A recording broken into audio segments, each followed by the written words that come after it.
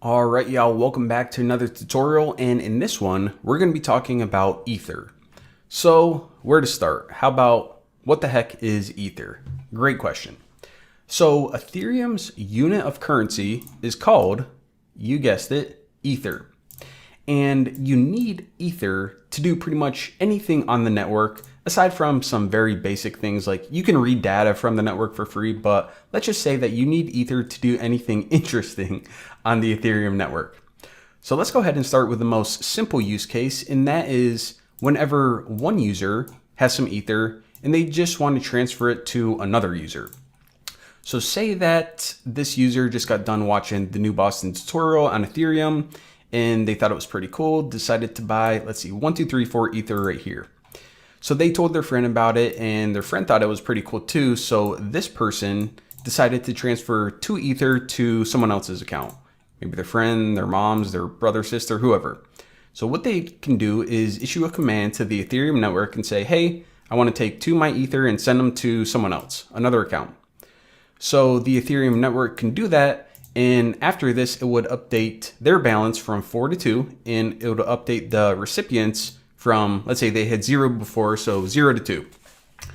All right, so in this way, it's basically just acting as a transfer of money, or in other words, you can view Ether as a standard unit of currency.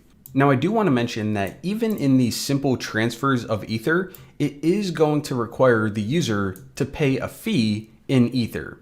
And that is because even though it's pretty simple math, just saying, deduct some Ether from this account and add it to this account, what this user is essentially doing is instructing the Ethereum network to do some amount of work.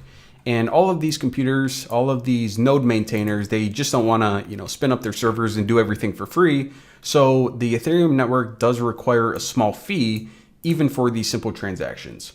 Now, another thing that I want to mention real quick is that you'll often hear people saying things like, hey, send me 5 Ethereum, or hey, I'm going to send you 3 Ethereum. Now, Ethereum is technically the name of the network. So this isn't correct terminology, although, I'm guilty of using incorrect terminology a lot. However, in this case, I do want to point out that what they actually mean is, hey, send me 5 Ether, or I'm going to send you 5 Ether. So Ethereum is the name of the overall network, and Ether is the unit of currency used by Ethereum. Now, aside from just simple transactions of Ether from one person to another, Ether is also needed for dApps. Developers, they need Ether to actually create these smart contracts and pretty much issue them or deploy them to the network. And another thing is that Ether is also needed to execute these smart contracts or run them whenever they are on the network.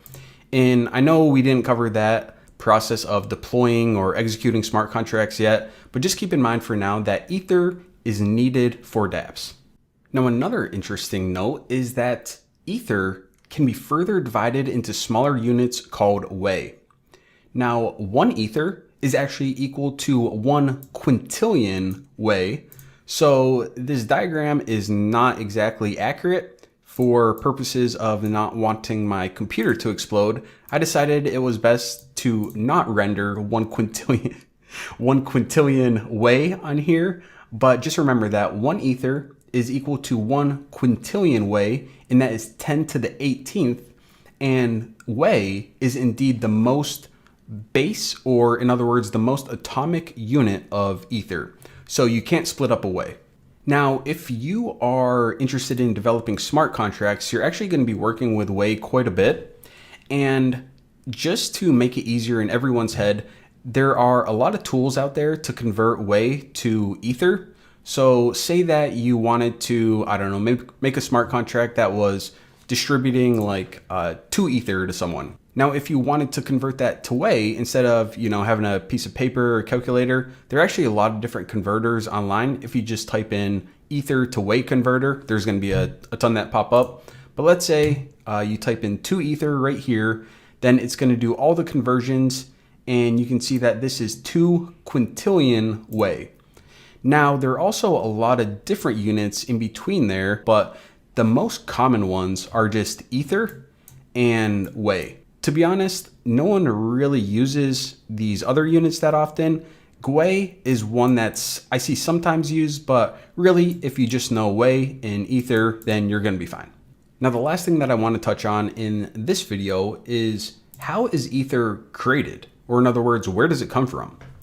So whenever new Ether is created, it's distributed to the nodes in exchange for their help in participating and securing the network. However, when new Ether is created, it is not just split up and distributed evenly to all nodes. The new Ether is distributed to one node at a time through a process called mining. And I'm sure you heard of this before, but we are going to review mining in more detail in the upcoming course. For right now, I just want to give you a very high level overview to really just focus on the core concept of Ether and mention that that is how it gets created or minted into the network. So for now, I think that covers everything that we need to discuss about Ether for the time being. So thank you guys for watching. Don't forget to subscribe, and I will see you later.